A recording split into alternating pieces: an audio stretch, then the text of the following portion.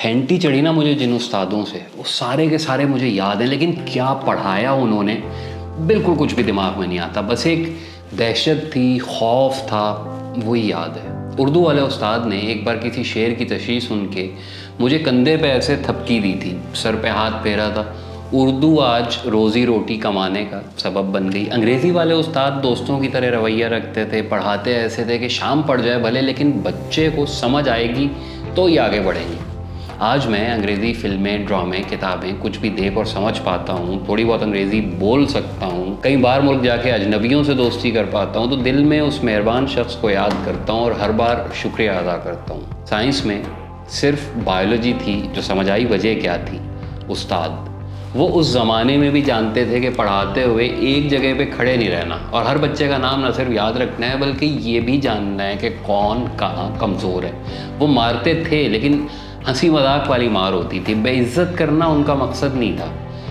Math والے سے کمر پہ مکے پڑے، کیمسٹری والے کان ایسے کھینچتے کہ خون نکل آتا تھا، فزکس کے استاد بالکل تھانے والی لتر پریڈ کرتے تھے، معاشرتی علوم والے سر بالکل سن ہوتے تھے، کوئی نہیں پرواہ کسی کو سمجھ آئی ہے یا نہیں آئی ہے، انہیں ایک گھنٹہ گزارنا ہوتا تھا. نتیجہ حسنین جمال کی شکل میں آپ کے سامنے ہے. وہ سب کچھ جس کے لیے ماریں کھائیں، بےہودگی کی حد تک انسلٹ برداشت کی، تشدد، جی ہاں یہ درست لفظ ہے. 14 سال کے بچے سے مار پیٹ کو ہم کم از کم یہی مہذب لفظ دے سکتے ہیں. تشدد برداشت کیا. وہ سارے سبجیکٹ آج تک میری زندگی کے سلیبس سے باہر ہیں. جو کچھ پیار سے ملا، شفقت سے پڑھایا گیا، ہر وہ مضمون ساری زندگی یاد رہا، بلکہ کہیں نہ کہیں عملی زندگی میں بھی کام آتا رہا. یہاں تک کہ 20 سال میں نے ویکسین بیچی، فارما سے وابستہ رہا. اس کے پیچھے بھی وہی بایولوجی تھی اور مسکراتا ہوا ایک مہربان استاد کا چہرہ تھا. چلیں مار پیٹ کی بات چھوڑ دیتے ہیں، شاید آج کل کم ہو گئی ہو.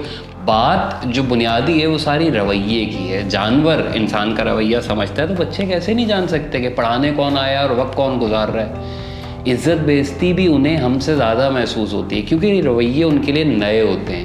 اسکول ہی تعلیم کے ساتھ ساتھ دوسرے انسانوں اور ان کے برتاؤ سے بچوں کا تعارف کرواتا ہے. ہمارے یہاں ٹیچر بننے کی شروعات ہوتی ہے فرصت سے. انٹر کیا، گریجویشن کی، کچھ وقت ملا اسے گزارنے کے لیے پڑھانا شروع کر دیا. اس میں کوئی حرج نہیں. مسئلہ تب ہوتا ہے جب آپ کو لگے کہ آپ نہیں پڑھا سکتے اور آپ پڑھاتے چلے جائیں، عمر گزار دیں، کئی نسلیں آپ سے پڑھ لیں، آپ کی روزی روٹی لگی رہے گی، لیکن جو پڑھ کے باہر نکلا اسے ککھ بھی نہیں آتا ہوگا تو یہ ناانصافی نہیں ہوگی. یاد کریں، کئی چہرے آپ کے ذہن میں آئیں گے کہ فلاں استاد ٹائم پاس تھا، فلانے کے پاس بہت نالج تھا لیکن وہ سمجھا نہیں پاتا تھا، اور ایک کوئی ایسا بھی ہوگا جو آپ کی گڈ بکس میں 100/100 تھا. کیوں تھا؟ وجہ جو بھی تھی، آپ کو، مجھے، کسی کو سکھاتے ہوئے، سمجھاتے ہوئے، پڑھاتے ہوئے وہی استاد بننا ہے. اور استادی شاگردی جو ہے یہ ساری زندگی چلتی ہے، یہ صرف اسکول کالج سے مشروط نہیں ہے. جیسے اسی حسنین جمال نے صحافت میں آگے جب لکھنا سیکھا تو بھی استادوں کا دامن تھاما، ویڈیو ایڈٹ کرنا سیکھی، دوبارہ استاد کی ضرورت پڑی، خبر کی صحت جاننا چاہی تو پھر نئے لوگ تھے جو ٹیچر تھے اور وہی میں تھا جو شاگرد تھا. ان سارے تاحیات سیکھنے سکھانے کے تجربوں میں جو واحد چیز سمجھ میں آئی وہ رویہ ہے. آپ کرینکی ہو رہے ہیں، موڈ خراب ہے، غصہ آیا ہوا ہے، بیزار ہیں، تو بس معذرت کر لیں، خاموش بیٹھے رہیں، لیکن اس دن کسی کو سکھائیں کچھ مت. فائدہ نہیں ہوگا، برکت نہیں ہوگی، سمجھ بھی سامنے والے کو 30/100 سمجھ لے آئے گی.